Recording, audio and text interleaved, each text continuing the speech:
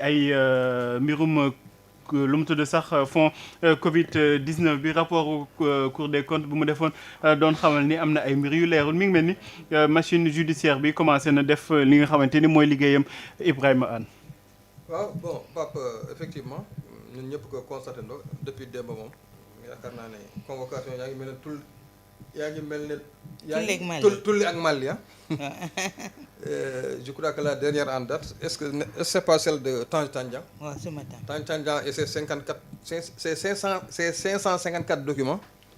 Donc ñu ngi signalé na sax moom il a été acheminé à la comment dirais-je à la cave du tribunal donc di xaar peut-être ñu jàkkaarloom ak le procureur de la République mais en tout cas de cause et plus sérieusement donc yaakaar naa ne loolu lu ñu mënoon xaar la parce que Cheikh Diagne Dièye waxoon na ne nawet bële nee na du seen nawet bi waaye bii aussi je crois que quand même rapport bu du seen rapport le rapport Covid 19 bi je crois que c'est un rapport qui a été élaboré sous l'ancien régime donc ce qu'ils ont fait je crois c'est le déclassifier Georges n'est-ce pas waaw non donc ils ont fait que le déclassifier ensuite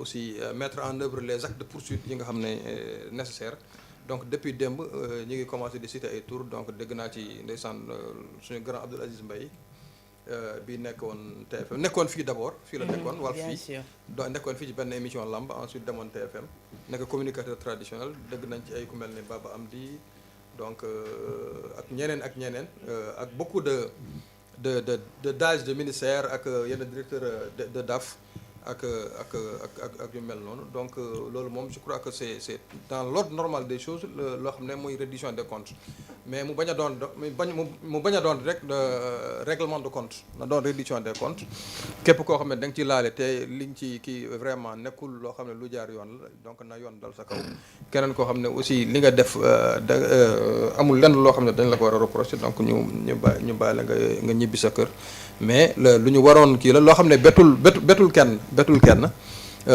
c'est une demande sociale comme ni ko ñenn ñi di waxee la reddition des comptes donc quel que soit pouvoir bi fi yaakaar naa bu fi waroon mën a nekk même bu dul woon pouvoir bi sax yaakaar naa même su fekkee ne sax bon peut-être benn Amadou Ba sax moo fal woon bon je pense que logiquement et théoriquement ça devrait se passer ainsi donc la justice elle est faite pour tout le monde su fekkee ne y a des gens qui ont fauté ils n'ont qu'à être remis sur le droit chemin ñi nga xam ne aussi ils n'ont pas fauté ils n'ont qu'à en tout cas li may bañ rek mooy que qu'on retombe toujours sur li nga xam ne moom lañ yàgg di fi gis quand Ablaye Wade est venu sànq je le disais je crois sur un commentaire Facebook Ablaye Wade quand il est venu donc on a poursuivi des DAGE yoo xam ne ci gestion Abdou Diouf la woon ba am ci ñoo xam ne sax après dañoo transhumé Sada Ndiaye il fut DAGE du ministère de l'éducation pour rappel Sada Ndiaye était DAGE du ministère de l'éducation nationale mu ñu transhumé ensuite voilà après ils ont été blanchis Macky Sall quand il est venu aussi on a poursuivi des DAGE ou bien des hauts fonctionnaires qui étaient sous le régime Ablaye Wade bon après on sait ce qu'il en est advenu les gens qui avaient transhumé ñu bàyyi leen ñu kii bon mennum Karim Wade lañ ci épinglé woon donc ñii aussi ñëw nañu bon avec leur slogan jub jubal jubbanti bon il se trouve qu'il y a un rapport qu'ils ont trouvé sur place et je précise que rapport bi du ñoom c'était pas sous leur ère c'est pas sous leur magistère ci temps wu Macky Sall la woon donc ils l'ont trouvé sur place ils l'ont déclassifié wala ils l'ont publié ba en tout cas ñëpp jot ci ñëpp gis li nga xam ne moom mooy yi nga xam ne jot na ci kii mais le juge est le seul boo xam ne c'est-à-dire il y a que la vérité judiciaire qui compte donc moom mooy wax ne diw def na wala diw deful diw def na ñu teg ko daan yi nga xam ne moom lañ ko war a teg diw deful mu ñibbi këram comme si de rien n'était donc voilà et c'est comme ça que les choses doivent marcher dans une république d'accord le parquet day former de l'accusation maintenant c'est le juge qui décide que ne kii il est coupable wala kii il n'est pas coupable donc présomption d'innocence day ba léegi nii ñoom dañ koy bénéficier il y a pas de présomption de culpabilité c'est pas parce que quelqu'un a été cité dans un rapport de la Cour des comptes qu'il est forcément coupable parce que des fois c'est des fautes mineures c'est des trucs yoo xam ne bon benn visa la boo xam ne da nga ko waroon defoo ko wala peut-être tu devais saisir ton supérieur mu def xawma lan wala benn ay mandatement ay je sais pas le terme la liquidation ak yooyu yoo xam ne defoo ko parce que simplement xamuloo ko wala parce que l'urgence commandait à ce que nga yaakaar ne bon comme il y a urgence rek donc waruma ko def donc bon peut-être des fois sax boo seetee ci rapport Cour des comptes yi à la fin dañu formuler ay recommandations naan nii à l'avenir na demee nii bu mu demee nii donc yooyu mën na ci nekk bon nga gis nag ñoo xam ne bon peut-être des fois la presse wala ci réseaux sociaux yi dañu naan diw a été épinglé mais ñun dañu jàpp ne diw quand il a été épinglé si c'est dans un rapport rek il est coupable alors que bon ça veut pas dire qu'il est coupable. D'accord. waaw donc mën na dem ba ci tribunal donc après le tribunal ñu jàpp ne liñ jàpp ne moom def na ko fekk defu ko c'est des trucs véniels yoo xam ne jarul ñu koy topp. après ñu relaxé ko blanchir ko wala ñu demee noonu. D'accord. donc na raayu jub rek après affaire yi jaar normal donc voilà kuñ ci jàpp ñu xam ne yoon moo la jàpp kuñ ci bàyyi aussi ñu xam ne yoon moo la bàyyi. alors Awa Diop bu ñu delluwaat ci contexte Covid bi 2021 métti woon na ci Sénégalais yi 2020 sax ba 2019 yooyu yëpp métti woon na ci Sénégalais yi ba ñuy wax waxu Covid bi 18h. ñëpp di daw di wuti oto ki yooyu le ku ñu fekk ci mbedd mi rek duma la wala sax voilà ñu daan la pour nga jënd ay masque ki yooyu loolu yëpp ay Sénégalais di ko dund Macky Sall nekkoon fi njiitum réew nga woote fi pour benn fonds boo xamante ne pour ñu jéem a faire face la ak Covid 19 bi ba xalif général des Mourides jëloon xaalis bu takku def ko ci xaalis boobu le tey jii moom la ñuy lijjanti fan la dugg parce que Cour des comptes ba mu defee rapport bu contradictoire li mu fësal mooy que xaalis bi lu ci bëri en tout cas demul fi nga xamante ne fa la waroon dem. Pape dañuy pour rappel rek pour dire que ne ce dossier a été bouclé sous l'ère Macky Sall. te Pape man bi ma déggee tonnage papier concernant le rapport de la Covid dama naan Macky Sall tegu ci woon coom rek yaram bi yëpp la ci tegoon. da cee tëdd bërëngu ci. waaw. nekk fi lu ñu neex wax.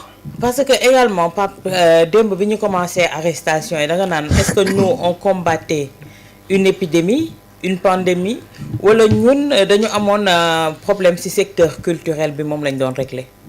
C'est la question que tu te posais ñun problème de santé publique lañ doon xeex wala lan lañ doon xeex Pape soo déggee ñi nga xamante ne jox nañu xaalis bi yëpp ci Covid bi. te ñu commencé leen woo démb ba léegi ñan la c'est des acteurs culturels. Oui, effectivement. Qu'est-ce qu'ils ont à faire ci li nga xamante ne moo di loo xamante ne dañ ko war a faj ci kër docteur.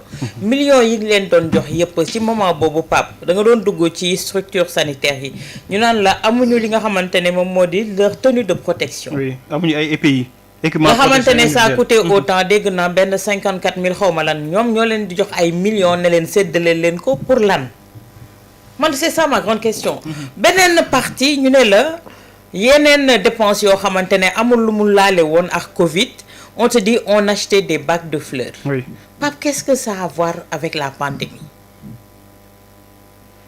gis nga ñii ku leen jàpp assassin ku leen bàyyi assassin. assassin mel ni mi. Pape ñaata nit ñoom ñoo faatu ci loo xamante ne xaalis boobu ñu leen jox suñ ko jëndee woon benn kiiwu oxygène. wala ñu jëndee woon ko ay tenue pour wala jëndee woon ko ay masque wala jëndee woon ko ay garab. mënul woon sauver des vies Pape. Ah, c'est vrai. mais Pape le mal est encore beaucoup plus profond xam nga ci naka. Oui. tey ñun Sénégal wala ñun Afrique wala ñun dafa am leen loo xamante ne Pape il faut nga def ko pour faire le deuil de ton parent. période Covid da ngay gis koo xamante ne waajuram faatu na. mënul assister ci lavage mortuaire bi mënul assister ci li nga xamante ne moom moo di enterrement bi. doo ko sax dëjël. te ñun mënoo def li ni mel. mënoo def sa dëyu parent lu dul da nga koo jox li nga xamante ne moo di wàccuwaayam ndax nit ku nekk sooy ñaan am doom mooy soo dëddoo tamit ñu taxawu la. mais loolu yëpp ñun mënuñu ko woon am. période boobu ñu ñuy xañ loolu nga xamante ne c'est tellement sacré. fekk boobu ñoom ñu ngi jël suñu xaalis naan ko nii di lekkee ñaari loxo. loolu def Pape ñooñu naka nga leen mën a qualifier. lan nga leen di qualifier. amul tur boo leen woowee lu dul assassin. parce que man jàpp naa ne une chose impardonnable mooy lii. xam nga fii lañ doon wax ne dañu war a criminaliser détournement de deniers publics mais Pape ci yii ngay xamante ne vraiment ça urge. parce que ñii tey jii naka nga leen mën a qualifier lan nga leen mën a tuddee lu dul ñi nga xamante ne moo di lekkkatu voilà duma àgg ci terme bi. parce que lii fi jaar tey jii te Pape lii c'est la partie visible de l'iceberg. parce que ñii mooy pàcc yi gën a ndaw. mais suñu commencé dugg ci ñi nga xamante ne tey jii ñoom ñoo doon lekk suñu xaalis. ñëwaguñ ci ceeb yeeg yooyu. ñëwaguñ ci Pape te loolu moom moo gën a engloutir li nga xamante ne moo di xaalis bu bëri. mais tey jii on te parle de 330 millions. on te parle de 127 millions. à des acteurs culturels pour servir à quoi. instant boobu est-ce que ñun taaxuraan la ñu soxla woon. ay woy la ñu soxla woon ay clip la ñu soxla woon lan la ñu soxla woon si période boobu mais pour cautionner wala pour valider détournement yooyu tous les moyens étaient bons et mettre à profit ku nekk pour wan leen ne yow yaa ngi doon jouer xam nga man dama daan toog fii ci période Covid bi suñu waxaan def keppaar bi pare Pape maa ngi doog a comprendre lu tax ñenn nit ñi doon ma woo doon ma sermonné naa ma non bu ci wax sujet bu sensible la ak li ni mel mënoo comprendre man maa ngi doog a xam parce que ñu ci bëri ci ñoom tey ñu ngi leen di tudd ci li nga xamante ne moom moo di rapport yi te nee nañ lu affaire yi di gën di avancé loxo di dax gémmiñ Pape Matar mais Pape Matar c'est inimaginable li nga xamante ne boobu ba léegi ñu ngi koy dégg ci wàllu Covid bi xëy na léegi la affaire yi commencé nag ñu nangu koo génnee mais ñi fi jiite woon ñooñu ñëpp Pape haute trahison également war na mën a dal ci kaw ki nga xamante ne moo di njiitu réew mi ak ñëpp ñu ñu àndaloon. haute cour de justice nag liggéey mi ngi doog a jot Pape Matar mi ngi doog a jot parce que man mënuma comprendre ministre de l'urbanisme lan moo doon problème am ci wàllu Covid bay dem di jëndi ay bagues à fleurs à hauteur de milliards ñu naan la combien de millions dugal nañ ko pour bagues à fleurs. bagues à fleurs mooy pot de fleur rek. pot de ñu waxee ñun. waaw pot de fleur. loolu la doon jënd ci xaalisu Covid bi. xanaa fleurs yi dañu doon faj Covid wala. kan moo nekkoon ministre de l'urbanisme man war nañ ma ko wax. ministre de la culture kan la woon mun nañ ma ko wax wàllu tàggat yaram lan la ci seen yoon mais également Pape dafa am réforme yoo xamante ne il faut tamit mu taxaw. parce que tey jii les DAGE sont impliqués mais doo dégg mukk le ministre est impliqué. oui degré d'implication ministre bi fan lay nekk ak fan lay toogee. parce que DAGE rek ngay dégg DAGE yi la ñuy sacrifier ñoom la ñuy jeter en pâture également loolu tamit beneen cas la boo xamante ne yii yëpp Pape dañ naan à chaque chose malheur est bon. Ça va nous permettre de rectifier le tir mais également ça va nous permettre de sanctionner Pape. Vivement que vraiment que les auteurs soient sanctionnés si mesure bu mu mënti toll boo xamante ne teg nañ ko métti boobu ci askanu Sénégal Pape waxtu boo xamante ne ñu ngi doon dóor nit ñi. wallaay di leen tëj si seen kër yi promiscuité bi ñu doon dund ñenn ñi seen liggéey jaaxee fa yàqu fekk ñoom une infime partie ñu ngi doon jël suñu xaalis di ko def noo xamante ne ñooñu mën nañ leen mëngale ak ay lekkkatu voilà. Alors pour rappel le rapport accablant de la Cour des comptes a été publié en décembre 2022 révélé woon que amoon ay anomalies yu bëri dans la gestion de plus de 740 milliards alloués à la lutte contre la pandémie. Il faisait état de fautes de gestion, d'infractions pénales et de surfacturation, d'absence de justificatif et de conflit d'intérêts des dépenses jugées